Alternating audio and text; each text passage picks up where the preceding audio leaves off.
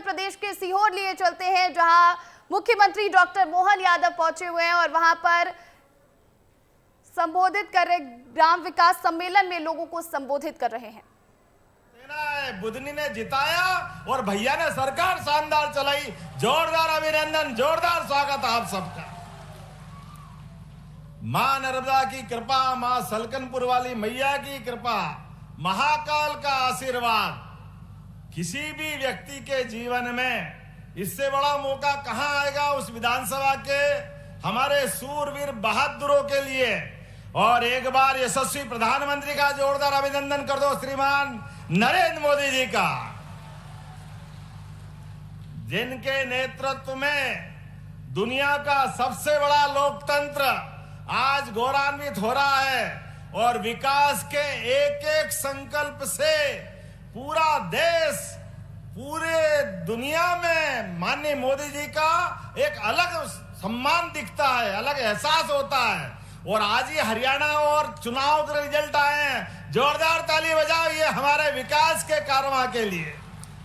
सच में ये विकास सम्मेलन, ग्राम विकास सम्मेलन सिद्ध हो गया अपनी सारी भावनाओं के साथ, जिसके कारण से हमारी अपनी पार्टी के लोग जनता के बीच चौड़े चौगान जाते हैं, सबके बीच में हर गरीब, हर माता बहन, किसान, युवा, सबके बीच और अपने विकास की बात रखते हैं। अरे अपने बीच में से देखो कितनी सारी बहनें बैठी है।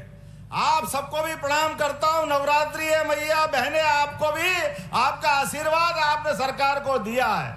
और योजना ऐसी चली कि वंदे मेट्रो को भी पीछे छोड़ गई। पूरे देश की सभी सरकारें अपना रही है हमारी लाडली लक्ष्मी योजना को। जोरदार तालियां बजाएं अपनी बहनों के सशक्तिकरण को लेकर के। यह हमारी सरकार की भावनाओं का निचोड़ है। और भाई भी कहां पीछे रहेंगे। यहां कौन कौन किसान है, हाथ खड़े करो जो किसान है, जिनके खेत है। यशस्वी प्रधानमंत्री ने सीमा पे जवान और खेत में किसान दोनों का सम्मान रखा है। किसान सम्मान निधि दे करके जोरदार अभिनंदन हमारे किसानों का भी करिए। क्या किसान, क्या जवान, क्या माता, क्या बहनें, क्या युवा, सभी वर्गों के बेहतरी के लिए कोई कल्पना कर सकता था? आज ये केवल भारतीय जनता पार्टी का नेतृत्व कल्पना करता है कि सरकार गरीबों की सेवा के लिए होती है, सरकार किसानों की सेवा के लिए होती है।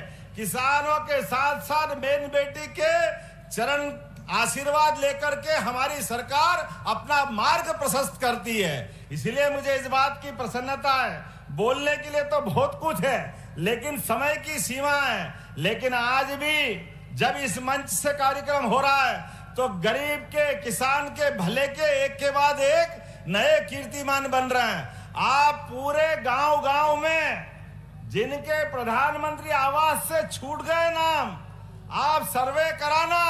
आज ही नया सर्वे चालू हो रहा, जोरदार अभिनंदन करो एक बार नई योजना के लिए। हमारे दूसरी पार्टी वालों को कोई लेना देना नहीं गरीब से।